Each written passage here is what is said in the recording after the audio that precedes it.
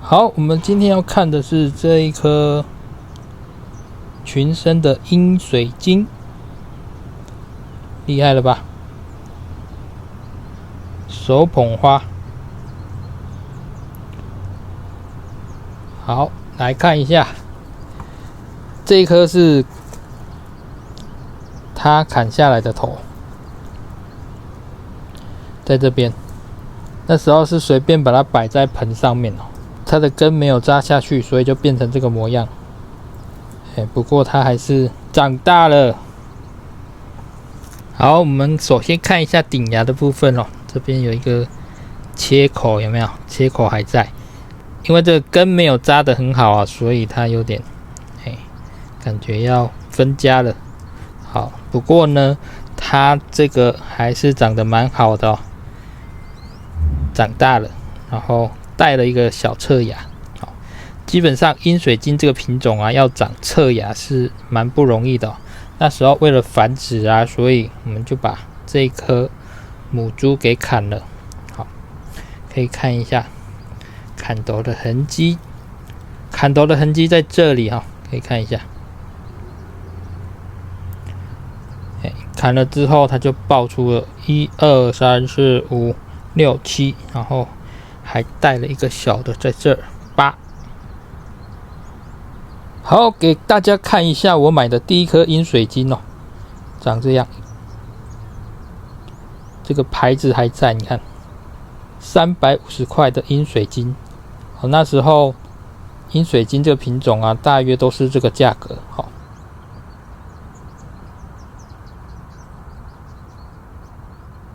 现在大概50块钱就可以买到了。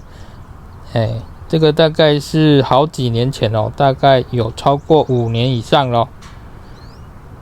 那时候因为漂亮才买的哦，你可以看一下它的这个状态哈，是向内勾的，非常的好看。这个是我买的第一颗阴水晶。这边有一个状态比较好的哦，我们把它挖起来看一下。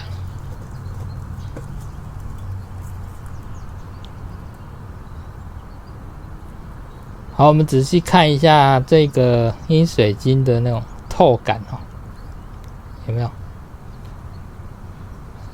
蛮漂亮的。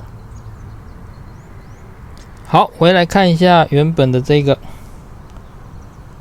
它原本也是长得跟这个差不多这么大，然后因为要繁殖的关系，所以切了之后就变成这样。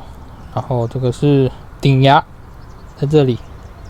如果你想要繁殖这个品种啊，最好就是把它来一刀砍下去，会比较爆头，不然真的是很慢哦，很慢。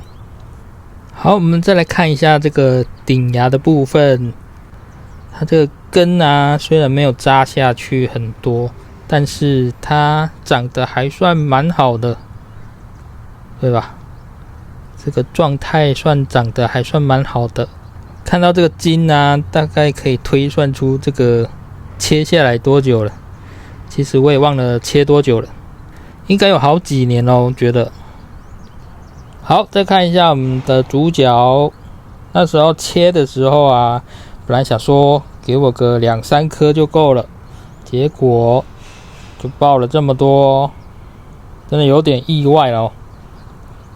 7+1了哈，7+1。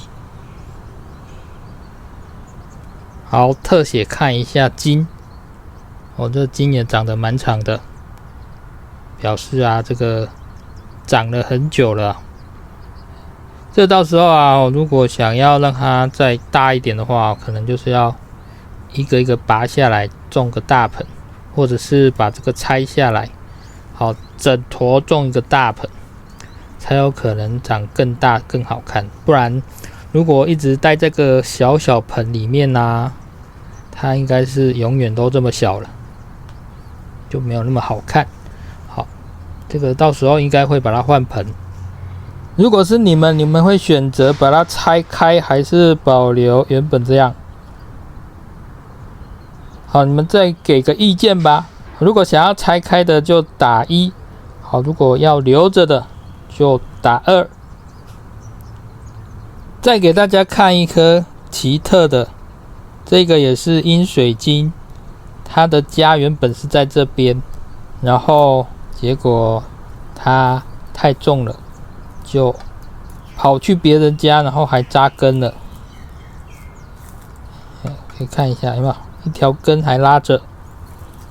这个原本是那个9轮塔，住在别人家就会长得像它的样子，对不对？9轮塔是长这样吧，很酷，很奇妙。来，9轮塔长这样。像这一颗的话，你们会选择砍还是不砍？如果这一颗想砍的，就帮我打3，不想砍的就打4，好不好？这样子比较好分辨。这如果切下去啊，这应该会冒一大堆哦。好，因为它这个筋啊，蛮长的哦。好，从这里面应该会冒更多的小 baby 出来。那有没有不砍头就会自己爆头的呢？有，比如说这个白斑玉露，这之前有拿出来过哦，有没有？不用砍，它自己就会爆头，爆成这样，越来越多了，对不对？这个也是我蛮喜欢的一个品种哦，白斑玉露。再来的话就是另外一个品种，这应该是一种兽啦，在某拍卖上面，它是说这个叫康平兽，康平兽，这应该是还没有变异的那个品种，原始的兽啦。好，如果你知道其他会像这样子爆棚的品种，好，欢迎在留言区留言。